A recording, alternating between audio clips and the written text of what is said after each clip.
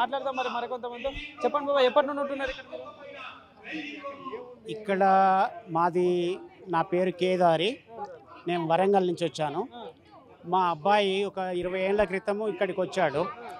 వచ్చేసి ఏదో కూలీ నాలు వేసుకుంటూ పైసా కూడబెట్టుకొని ఇక్కడ ఒక బ్యాంకు లోన్ తీసుకొని ఇక్కడ ఒక ఇల్లు కొనుక్కున్నాడు. ఇల్లు కొనుక్కున్నప్పుడు ఆ రోజులలో ఈ ఏరియా అంతా గ్రామ పంచాయతీలో అన్ని పర్మిషన్లు ఉన్నాయి. అప్పుడు మూసి బఫర్ జోను 30 మీటర్లే అన్నారు. ఇప్పుడు ఈ ప్రభుత్వం వచ్చి 50 మీటర్లు అంటున్నది. రిజిస్ట్రేషన్లు ఉన్నాయి, బ్యాంకు లోన్ ఉన్నది, పర్మిషన్లు ఉన్నాయి, ఇంటి పన్ను కడుతున్నాము, LRS BRS అన్నీ ఉన్నాయి. అటువంటప్పుడు ఈ రెండే ఆయన ఇస్తాంబుల్ చేస్తానన్నాడు, ఈయన UK చేస్తానంటాడు. తేడా ఏం లేదు. ఇప్పుడు వీళ్ళు అధికారంలోకి వచ్చినా కూడా మళ్ళీ ఇదే గతి మాకు. ఎటొచ్చి అధికారులు నాయకులంతా ఒకటే, మామూలు ప్రజలు పేద ప్రజలు మాత్రమే బలైపోవాలి. ఇది స్వచ్ఛం కనుక ఎవ్వరు ఏం చేయలేరు. మనమే పిడికిలి బిగించి JCB ముందర పంటేనే తప్ప ఇది ఎదురు కాదు. ఎందుకంటే మనకు స్వాతంత్రం వచ్చినప్పుడు కూడా ఎవరింట్లో వాడు పండుకోలే, ప్రతి ఒక్కడు పిడికిలి బిగించాడు కనుక మనకు స్వతంత్రం వచ్చింది. ఈ బఫర్ జోన్లు, ఈ FTL BPL ఇవన్నీ జాంతానాయి. మనకు న్యాయం కావాలంటే మనమంతా యూనిటీగా కొట్లాడి మనది మనమే సాధించుకోవాలి.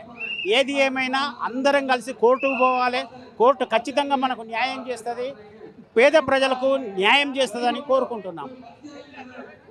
కానీ ఇదంతా అక్రమంగా కట్టుకున్న భూములు ఇవన్నీ అని చెప్పేసి ప్రభుత్వం అక్రమం అని ఎప్పుడు అనాలి? మనము అక్రమం అని ఎప్పుడు అనాలంటే ఎలాంటి ఆధారాలు లేకుండా, ఎలాంటి పర్మిషన్లు లేకుండా ఇల్లు నిర్మించుకున్నప్పుడు అది అక్రమం అవుతుంది. అన్ని పర్మిషన్లు ఉన్నప్పుడు అక్రమం కాదు. వీళ్ళకు చేతనైతే పర్మిషన్ లెటర్ల మీద ఎవరి సంతకాలు ఉన్నాయో వాళ్ళందరినీ తీయండి బయటికి. ఏ ఒక్కడు మిగులడు డిపార్ట్మెంట్లో, డిపార్ట్మెంట్ మొత్తం ఖాళీ అయిపోతుంది. ఎందుకంటే ప్రతి ఒక్క ఎంప్లాయీ ఎవడైతే మనకు సంతకాలు పెట్టిండో వాళ్ళందరూ రిటైర్మెంట్కి దగ్గర ఉంటారు. లేకపోతే ఇప్పుడు ఇంకొక 10 సంవత్సరాలు రిటైర్మెంట్లో ఉంటారు. అధికారులు చేసిన పనికి మీరు బలవుతున్నారు, మేము బలవుతున్నాం అంతే.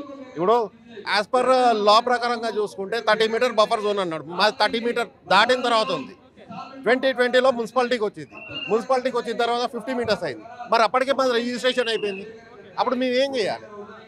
అది అక్రమం ఎట్లా అయిపోతుంది? మేము ఏమన్నా వచ్చి గుడిసెలు వేసుకున్నామా? కాదే. ప్రతి ఒక్క ట్యాక్స్ కడుతున్నాం. అన్ని కరెక్ట్గా ఉన్నాయి. ఇప్పుడు లోన్లు ఉన్నాయి. ఇప్పుడు మాకు కంపెన్సేషన్ అంటున్నాడు. కంపెన్సేషన్ తీసుకుపోయి నేను బ్యాంకు కట్టాలంటే OTS పడుతుంది. వన్ టైం సెటిల్మెంట్ పడింది అని అంటే బ్యాంక్ వాళ్ళు మళ్ళీ మాకు లోన్స్ ఇయ్యారు. అటు ఇల్లేమో కూలిపోయి ఉంటుంది, లోన్ ఏమో కడతా ఉండాలి. ఇది ఇలాగే ఉంటుంది, మేము కట్టాలి. అప్పుడు కానీ మాకు ఫ్యూచర్ ఉంటుంది. లేకపోతే మళ్ళీ వింటాం. మా లైఫ్ మొత్తం జీరో చేస్తున్నాడు. ఎప్పటి నుండి ఉంటున్నారు సార్ మీరు ఇక్కడ? 2019లో మేము కొన్నాం సార్. 2018లో గ్రామ పంచాయతీ పర్మిషన్లతోటి బిల్డర్ కట్టాడు, ఇచ్చేశాడు. 19లో రిజిస్ట్రేషన్ అయింది. 2020లో మున్సిపాలిటీకి వచ్చింది. అప్పుడు మా తప్పే ఉంది. అది ఇందులో అక్రమం ఏమి ఆపేస్తే మీరు జాగ్రత్త పడేవాళ్ళం. అలాంటివి ఉండే 50 మీటర్స్ వస్తుంది అని అంటే మేము తీసుకోపోయేవాళ్ళం.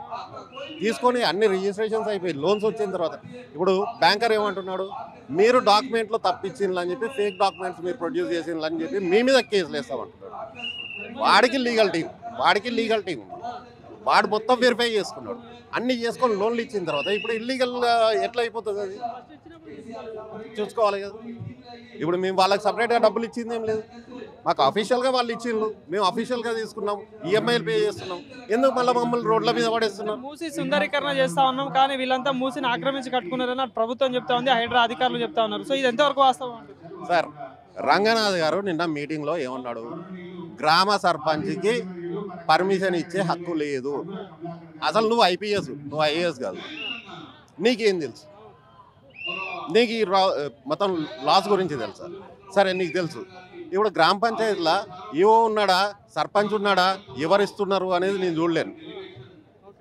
అక్కడి వేయంలో బిల్డర్ వేయండు, అడిగేండు, పర్మిషన్ వచ్చింది. ఇప్పుడు ఏవో యాబ్సెంట్లో ఉన్నప్పుడు సర్పంచ్ ఇవ్వచ్చు. ఆయన లాంగ్ లీవ్లో ఉండేమో, అప్పటి అటెండెన్స్ మొత్తం తీయండి, మరి తీసి ముందడ పెట్టండి. అప్పుడు చెప్తారు సార్. మరి ఇప్పుడు ఆ ప్రభుత్వం కూడా చెప్పాలన్నా కూడా అధికారులకు కూడా చెప్పాలంటే ఏం చెప్తారు సార్? మమ్మల్ని చంపండి, మేము ఇల్లు ఖాళీ చేయం. బఫర్ జోన్ అంటున్నారు. బఫర్ జోన్ మీరు పెట్టుకోండి, ఏమైనా చేసుకోండి. రేపు మమ్మల్ని తొక్కి మీరు పెట్టేది కూడా మళ్ళీ అదే హై రైజ్డ్ బిల్డింగ్సే పెడతారు. మరి అప్పుడు బఫర్ జోన్లు గుర్తుకు రావా? కానీ ఇట్లా మాకు కంపెన్సేషన్ అని ఏదో చిల్లర ఇట్లా మా మొహాన వారేసి ఇవి కోట్ల ఆశలు పెట్టి 10 లక్షల చిన్న చిన్న ఇళ్ళకి పోతే ఎవ్వరు ఇంకా మాకు మాటలు లేవు సార్, నేను చెప్పడానికి ఏం లేదు. But do or die, will not live the how.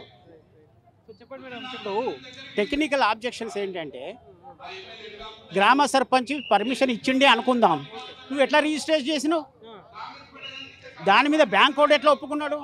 Bank code legal opinion తీసుకుంటాడు కదా, వానికి తెలియదు. అప్పుడు ఎప్పుడైనా కూడా పర్మిషన్ లెటర్లో ఏముంటుందంటే సర్పంచ్ బార్ కార్యనిర్వాహకాధికారి అని ఉంటుంది. నువ్వు సర్పంచ్ సంతకం అని ఎందుకు అనుకుంటున్నావు? సర్పంచ్ బార్ కార్యనిర్వాహకాధికారి అని రబ్బర్ స్టాంప్ వేసి సంతకం చేస్తాడు. వాడు సర్పంచ్ పర్మిషన్ ఇచ్చిండని ఎట్లా నువ్వు డిసైడ్ అవుతావు? ఇదంతా కాదు, తాను ఓడలేక మధ్యలో ఓడింది అన్నట్టు చేస్తున్నాడు. ఎటొచ్చి సుందరీకరణ అంటే ఏంది? సుందరీకరణ అంటే ముందు ఆ మూసీలో ఉన్న చెత్త చెదారం అంతా జేసీబీలతో తీసేయి, అప్పుడు అది లోతవుతుంది. లోతైనప్పుడు ఏమవుతుంది? పడ్డ నీరు పడ్డట్టు వెళ్ళిపోవడానికి ఆస్కారం ఉంటుంది. ఆ కుప్పలన్నీ అక్కడనే పెట్టి పక్కనున్న ఇండ్లు కూడా కొడతా, అది సుందరీకరణ అంటే ఏం చేస్తావు? నువ్వు ఎంత సుందరీకరణ చేసినా మన ఇండియన్స్ గన్ననే చెత్తెత్తారు, ఇంకెక్కడ వేయడు. ఈ మున్సిపాలిటీలోనే కుప్పలు లారీలు తీసుకుపోయి మూసీలనే పడేస్తాను. కావాలంటే చాదర్ఘాట్కి పోయి చూడండి మీరు ఎట్లా ఉంటాయో కుప్పలు. ముందు అవి తీసేస్తే అది నీట్గా అవుతుంది. అదే సుందరీకరణ. పడ్డ నీళ్ళు పడ్డట్టు వెళ్ళిపోతే నువ్వు ప్రతి మురుక్కాలో తీసుకుపోయి అందులో కలిపి అది మూసి నది అంటారు. మనం ఇప్పుడు నది అంటున్నాం, కానీ మురుగు కాలువ అది. నువ్వు నదిని చేయాలంటే ఎంత కష్టపడాలి? ముందు దాన్ని లోతు చెయ్యి, అందులో చెత్తా చెదారం తీసేయి. అప్పటికి నీకు సరిపోకపోతే ప్రజలను ఒప్పించు, వాళ్ళ బాధలు తీర్చు, వాళ్ళకు ఇల్లు చూపెట్టు. నువ్వు ఎక్కడో ఊరు బయట 50 కిలోమీటర్ల దూరంలో డబల్ బెడ్రూమ్ ఇస్తానంటే వాని ఉపాధి ఏంటి? ఒక తల్లి 4 ఇళ్లలో పని చేసుకొని, ఒక తల్లి 4 ఇళ్లల్లో కూలి పని చేసుకొని, అంటు పని చేసుకొని తన పిల్లల్ని సాదుకునే అమ్మ ఉంటుంది. ఈ డబల్ బెడ్రూమ్లలో ఉన్న వాళ్ళంతా కూలీలే.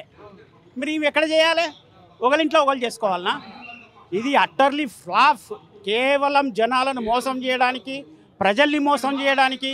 ఎవడొచ్చినా, ఏ ప్రభుత్వం వచ్చినా పేద ప్రజలు సావాల్సిందే తప్ప ఏ నా కొడుకు ఈ ప్రజల్ని బాగు చేయలేడు.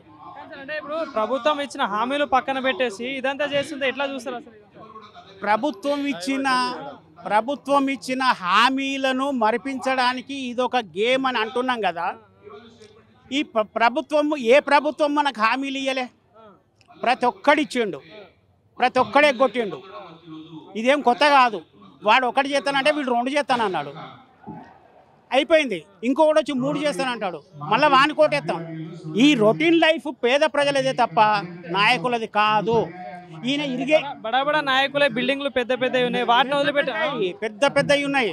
ఫాతిమా కాలేజీ ఏంటి, మల్లారెడ్డి చరిత్ర ఏంది, పల్ల రాజేశ్వర రెడ్డి చరిత్ర ఏంది? వీళ్ళని ఎందుకు ముట్టుకోరు? వీళ్ళంతా సాయంత్రం కాగానే ఒక కానే తింటారు, ఒక కానే పంటారు. ప్రజల్ని మోసం చేస్తారు. ప్రజల ముందరికి వచ్చి వీడు వాడు పిడికిలు బిగించి ఒకరిని తిట్టుకుంటాడు. సాయంత్రం కాగానే ఒక కానే కూర్చుంటారు, ఒక కానే తాగుతారు, ఒక కానే పంటారు. మళ్ళీ నేను నిన్ను తిడతా, నువ్వు నన్ను తిట్టు, నువ్వేమనుకోకు నేనేమనుకోకు. ఈ మధ్యలో ప్రజలు అనే వాళ్ళు ఉన్నారు కదా, వీళ్ళు ఫూల్. ఓట్ల కోసమే, కేవలం ఓట్ల కోసమే. ఈ 1000కి 2000కు 3000కు ఆశపడి ఓట్లేసినన్ని రోజులు ఈ నాయకులు ఇట్లనే ఉంటారు, మనం ఇట్లనే ఉంటాం. ఏ డెవలప్ జరగదు. ఏం చెప్తారు సార్ ప్రభుత్వం ఒకవేళ చెప్పాలంటే? మీ ద్వారా ఏం సలహా ఇవ్వదలుచు? ప్రభుత్వానికి ఒకటే చెప్పేది, పేద ప్రజల కడుపు కొట్టకు. పేద ప్రజలు వాళ్ళు కూలీ నాలి చేసుకొని చిన్న పైసా కూడబెట్టుకొని ఊర్లలో ఉన్న ఆస్తిపాస్తులన్నీ అమ్ముకొని నా కొడుకు ఇక్కడ బాగుపడతాడు కదా అని చెప్పేసి వాడి చేతిలో పెడితే వాడు ఇల్లు కొనుక్కున్నాడు. నువ్వు ఇప్పుడు ఆ ఇల్లు కూలగొడితే అక్కడ నాకు లేకపోయే ఇల్లు, ఇక్కడ వీనికి లేకపోయే ఇల్లు. ఎక్కడ? నా వయసు 71, నేను ఎక్కడ పోను చెప్పండి? ఇటువంటి చరిత్రహీనులుగా మారకండి. చరిత్ర పురోభివృద్ధి. మనం గాంధీ, నెహ్రూ, సుభాష్ చంద్రబోసు, వల్లభాయ్ పటేల్ వాళ్ళ పేర్లు వాళ్ళకు ఇప్పటికి పాదాభివందనం చేస్తున్నాం. రేపు మీకేం చేస్తారు? ఏ దండలు వేస్తారు? దండ అనవద్దు, నోటితోటి అనవద్దు, నోటితోటి అనవద్దు, గా దండలే వేస్తారు. దయచేసి ఏ పాలకుడైనా ఏ ప్రతిపక్ష నాయకుడైనా ప్రజల కోసం ఉండండి. ఈనాడు ప్రజల కోసం మాట్లాడి రేపు అధికారంలోకి రాగానే మీరు ఇదే పని చేస్తే గత ప్రభుత్వం ఏమన్నా మనం పులి మీద స్వారీ చేస్తుందన్నాం. ఏమైంది? పులి మింగేసింది. ఇప్పుడు ఈయన పులి మీద స్వారీ చేస్తున్నాడు. తేడా ఏం లేదు, పులే, నాయకుడు నాయకుడే. దయచేసి ఈ ప్రభుత్వము ఆ ప్రతిపక్షాలకు విన్నవించుకునేది ఏంటంటే మీ స్వార్థాల కోసం ప్రజల్ని చంపకండి, మా నెత్తురుతోటి ఆటలాడకండి. మూసి ప్రక్షాళన చేయాలంటే పేద ప్రజల రక్తంతో కాదు, మంచి నీళ్ళతో చేయాలి.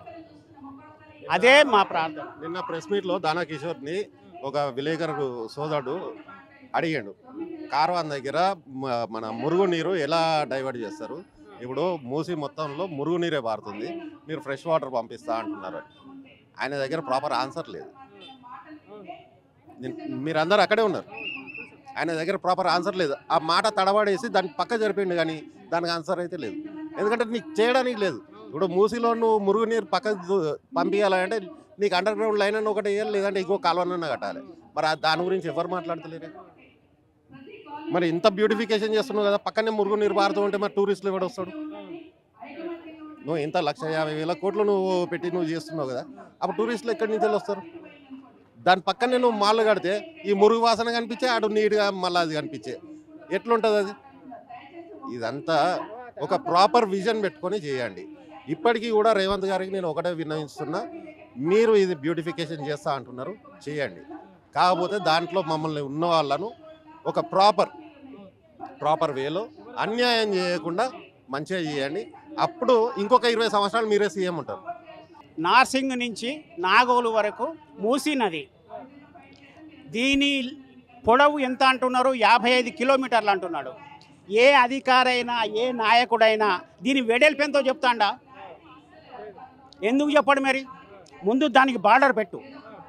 మూసీ నది వెడల్పు ఇది అని చెప్పేటోడు ఎవడన్నా ఉంటే దాన్ని పట్టుకరా. మూసీ నది వెడల్పు నీకు దొరికినప్పుడు అది బఫర్ జోన్ దొరుకుతుంది నీకు. అది వస్తుంది, మూసీ నది వస్తుంది, ఓ టేప్ వేసినా ఇగో ఇండ్లని పోతాయి అంటే ఎక్కడ నీకున్న అధికారం ఏంటి? నీ దగ్గర ఉన్న ఎవిడెన్స్ ఏంటి? ముందు దానిది 1908లో ఫ్లడ్స్ వచ్చినాయి, అది కొట్టుకపోయింది అంటే 1908 నాడి లెక్కలు తీసుకుంటావా?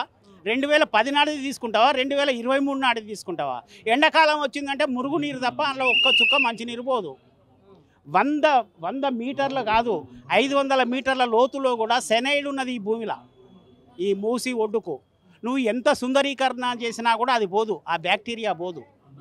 వాడు ఎన్నైనా చేసుకొని ముందు దీని వెడల్పెంతో నువ్వు బార్డర్ పెట్టిన తర్వాత బఫర్ జోన్ సంగతి. బఫర్ జోన్ అనేది కూడా సొంత భూమి. అది బఫర్ జోన్ గవర్నమెంట్ది కాదు, ఓన్లీ FTL మాత్రమే గవర్నమెంట్ది. బఫర్ జోన్ సొంత భూమి. కాకపోతే అలా పర్మనెంట్ స్ట్రక్చర్స్ కట్టవద్దు, వ్యవసాయం చేసుకోవచ్చు, బర్లం పెంచుకోవచ్చు, అన్నీ చేసుకోవచ్చు. అది సొంత భూమి. అది లాక్కుంటా నేను సుందరీకరణ చేస్తా అంటే మాత్రం మా నెత్తురే. సో ఇది పరిస్థితి ఇక్కడ కనిపిస్తూ ఉంది. సో అటు సీనియర్ నాయకులు కానీ, అంటే అటు పెద్దవాళ్ళు కానీ అందరూ కూడా కొత్త అంటే ఆడవాళ్ళు కానీ అందరూ కూడా ప్రశ్నిస్తూ ఉన్నారు ప్రభుత్వాన్ని. మేము ఏం తప్పుగా కట్టుకోలేదు, మేము కట్టుకున్నదంతా న్యాయంగానే కట్టుకున్నాం, మాకు న్యాయం అయితే చేయాలి ప్రభుత్వాన్ని కూడా చెప్తా ఉన్నారు.